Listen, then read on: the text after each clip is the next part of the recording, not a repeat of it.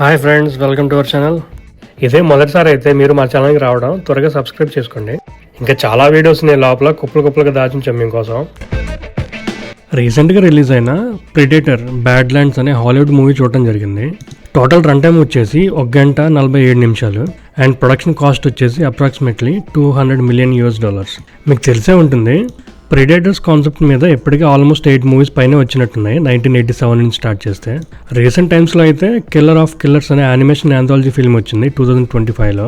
దాంట్లో మొదటిసారి alien predator స్పీసీస్ని యోర్జా అని మెన్షన్ చేశారు అండ్ వాటి codex, clan hierarchy structure etcetera చాలా టాపిక్స్ ఎక్స్ప్లోర్ చేస్తారు కూడా.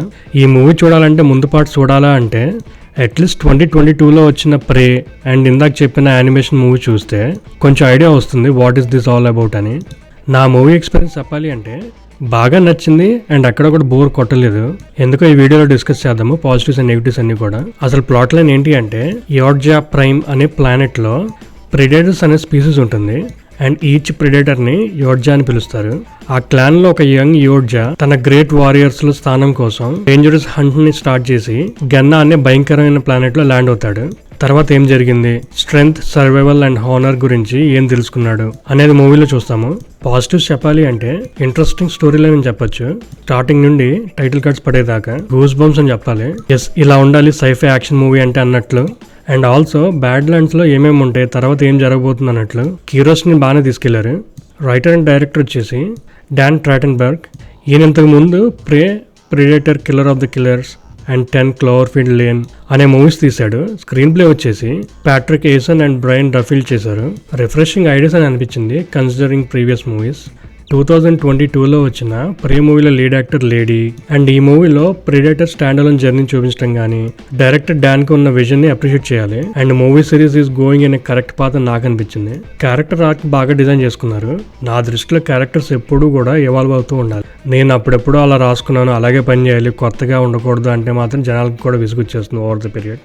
యూజువల్గా మనం ప్రీవియస్ ప్రిడేటర్ మూవీస్ చూస్తే అది యూజువల్గా కిరాతకంగా హంట్ చేస్తూ ఉంటుంది ఎవరైనా అన్నట్లు. సింగిల్ ఎజెండా అనే డైరెక్షన్లో చూస్తాం మనం అయితే. But after so many years ఈసారి రివర్స్ డైరెక్షన్లో చూస్తాం narration. Like what is the purpose of their hunt, వాళ్ళ క్లాన్ యొక్క రూల్స్ అండ్ కోడ్ ఎలా ఉంటుంది అన్నట్లు. ఈ మూవీలో ప్రిడేటర్ మంచిదా చెడ్డదా అనేది మీరు మూవీలో చూడాల్సిందే. బ్యాక్గ్రౌండ్ స్కోర్ ఇది చాలా డిఫరెంట్గా ఉంటుంది అండ్ బాగుంది కూడా. యాక్షన్ సీన్స్ అన్నింటినీ కూడా ఇమ్మర్సివ్గా ఉండేలా చేస్తుంది. మ్యూజిక్ ఇచ్చింది సారా షానర్ అండ్ బెంజమిన్ వాల్ఫిష్. సౌండ్ డిజైనింగ్ చేసింది మోక్ష బ్రూనో. కొంచెం వైకింగ్స్, నార్వే స్టైల్ లాగా అనిపించింది. సినిమాటోగ్రఫీ చేసింది జెఫ్ కటర్. ఎక్సలెంట్గా ఉంది. జంగిల్లో జరిగే యాక్షన్ ఎపిసోడ్స్ అన్ని వర్కౌట్ అయ్యాయి నాకైతే. అండ్ ఎలివేషన్స్ మీద ఎలివేషన్స్ వస్తూనే ఉంటాయి ప్రిడేటర్కి అండ్ గూస్ బంప్ స్టఫ్ చాలానే ఉందని చెప్పాలి. లీడ్ యాక్టర్స్ ఇద్దరు బాగా పర్ఫామ్ చేశారు, ఎల్ఏ ఫ్యానింగ్ అండ్ డిమిట్రియస్.